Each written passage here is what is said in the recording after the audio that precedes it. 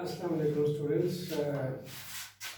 अभी हम बात करेंगे क्वालिटी के बारे में। जो आपके पास थर्ड आपके पास करेक्टरिस्टिक्स है साउंड की। तो ये आपके पास कैसी करेक्टरिस्टिक्स है म्यूजिकल साउंड की जो कि हमें डिस्टिंग्विश करवाती है सेम पिच की साउंड्स को।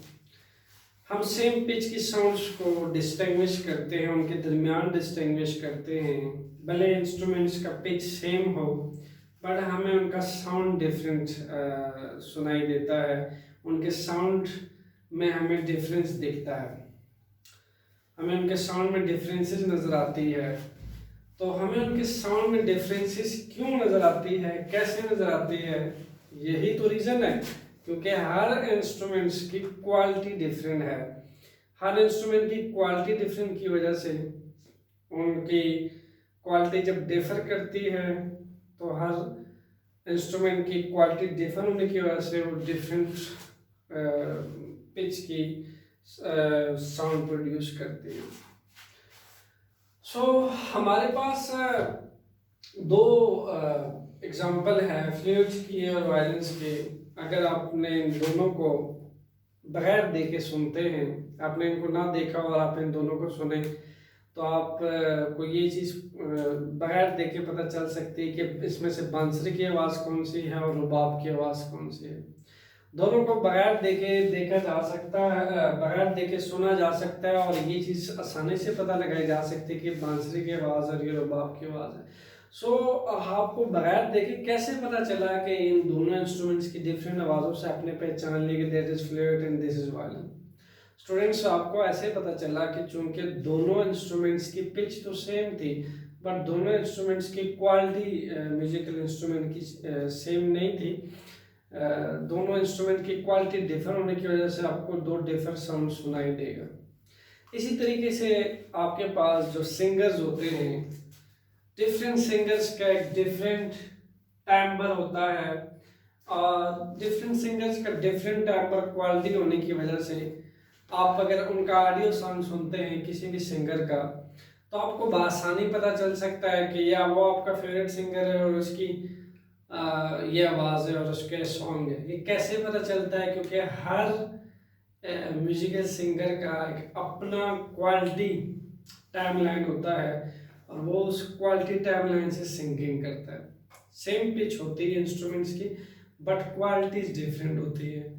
तो इसलिए हम कहते हैं कि क्वालिटीज क्या है, ये रेंज ऑफ साउंड्स के दरमियान डिस्टिंग्विश करने की कैपेबिलिटी देता है हमें सेम पिच की। और साथ ही क्या लिखा हुआ है कि in loudness produce by different instrument, हर इंस्ट्रूमेंट्स का लाउड फैक्टर चेंज होता है। जैसे अगर आपने 3 से 4 स्पीकर लाए हैं, आप देखते हैं किसी स्पीकर्स की क्वालिटी बहुत अच्छी है, लाउडनेस बहुत ज़्यादा है, भले इलेक्ट्रिकल एनर्जी सेम यूटिलाइज कर रहा है इंस्ट्रूमेंट, और बाकी 4 instrument electrical energy input same ले रहे हैं लेकिन आउटपुट जो है क्वालिटी वाइज 4 के 4 इंस्ट्रूमेंट चेंज है। क्वालिटी 4 के 4 इंस्ट्रूमेंट की चेंज है। किस चीज़ पे डिफर करती है? साउंड किस चीज़ पे डिफर करती है? उनकी क्वालिटी पे डिफर करती है। तो साउंड जो है वो फर्स्ट स्टूडेंट्स डिपेंड करती है फैक्टर पे, the quality of musical sound depend upon the shape of wave. तो वेव फॉर्म जो बनता है और वेव की शेप जो बनती है उस पर क्वालिटी डिपेंड करती है। वो तमाम इंस्ट्रूमेंट जिनका वेव की शेप इरेगुलर होती है या रफ पैटर्न में बनती है स्टूडेंट्स, वो रफ पैटर्न की वजह से हमें उनका साउंड जो है क्वालिटी इतनी अच्छी नहीं लगती। और जिन म्यूजिकल इंस्ट्रूमेंट्स की या जिन इंस्ट्रूमेंट्स की हमारे पास फ्लैट वेव फॉर्म बनती है, शेप बनती है, उन इंस्ट्रूमेंट्स की क्वालिटी अच्छी होती है और साउंड भी हमें अच्छा लगता है। जैसा कि बांसुरी और वायलिन में अगर आप जो है इसमें रुबाब में इनका वेव फॉर्म देखें तो आपके पास ये शेप बनती है साउंड वेव की, जो फ्लूट्स है वे प्रोड्यूस होती है। देखिए इरेगुलर डिसऑर्डर बन रही है वेव फॉर्म। ये क्यों बन रही है? क्योंकि इसकी जो फ्लूट की क्वालिटी है वो आपके पास वायलिन से चेंज होती है। पिच तो दोनों की सेम है बट दोनों की क्वालिटी डिफर करती है, दैट्स व्हाई दोनों का वेव फॉर्म वेव शेप जो है वो आपके पास चेंज है। यहाँ से देखिए ये फ्लैट है बट थोड़ा सा रफनेस है इसमें, बट मेजॉरिटी अगर आप देखें तो स्ट्रफ के जो पैटर्न्स हैं वो फ्लैट बन रहे हैं, इतनी इरेगुलरिटी डिसऑर्डरनेस नहीं आ रही कि इसके अंदर वायलिन के अंदर, इसलिए इसका क्वालिटी भी अच्छी होती है और हमें एक प्लेजेंट साउंड सुनाई देता है। इसकी थोड़ी सी आवाज़ जो है वो हमें अनप्लेजेंट लगती है क्योंकि इसमें इरेगुलर और रफ पैटर्न है। स्टूडेंट्स, डिफरेंट जो फैक्टर है वो आपके पास, सेकंड फैक्टर क्या है, ये आपके पास डिपेंड करता है मिक्सचर ऑफ फ्रीक्वेंसी जो प्रेजेंट होती है किसी भी इंस्ट्रूमेंट के दरमियान, जो मिक्सचर ऑफ फ्रीक्वेंसी प्रेजेंट होती है उस पर भी क्वालिटी डिपेंड करती है। आपने देखा होगा कि आजकल म्यूजिक्स के जहाँ पे कॉन्सर्ट्स होते हैं वहाँ पे मिक्सर यूज किए जाते हैं, अच्छी अच्छी ब्रांडेड कंपनीज के। वो इसलिए अच्छे मिक्सर यूज किए जाते हैं क्योंकि उसके अंदर मैक्सिमम रेंज ऑफ फ्रिक्वेंसीज होती हैं और मैक्सिमम रेंज ऑफ फ्रिक्वेंसीज की वजह से maximum range of quality sound produce किया जा सकता है। इसलिए जो मिक्सर्स है वो ज़्यादातर कॉन्सर्ट सिंगर वगैरह के लिए यूज़ करते हैं।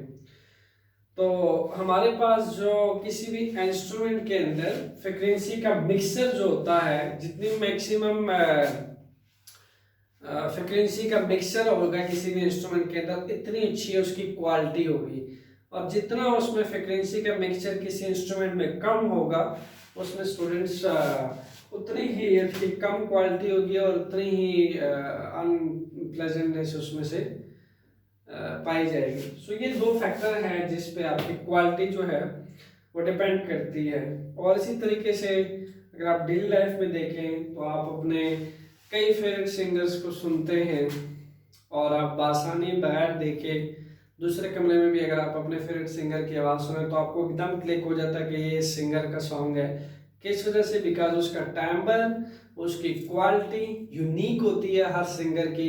हर सिंगर एक यूनिक टाइम्बर और एक यूनिक फ्रिक्वेंसी से सिंगिंग कर रहा होता है, दैट्स वाई। और जो वो इंस्ट्रूमेंट यूज कर रहा होता है वो भी एक यूनिक फ्रिक्वेंसी रेंजेस के साथ पाया जाता है हर सिंगर, दैट्स वाई उनके साउंड्स, उनके बैकग्राउंड साउंड्स क्वालिटी वाइज बासानी रिकग्नाइज किए जाते हैं क्योंकि उनके इंस्ट्रूमेंट्स की यूनिक क्वालिटीज और उनके सिंगिंग की भी एक यूनिक क्वालिटी होती है। दैट्स वाई हम बगैर देखे उनकी आवाज़ें पहचान लेते हैं। So this is a last factor on which characteristics of sound depend। Students, मैं नेक्स्ट टॉपिक के साथ आऊँगा, इंटेंसिटी लेवल। और तब तक के लिए stay tuned and share and like my videos. Thanks.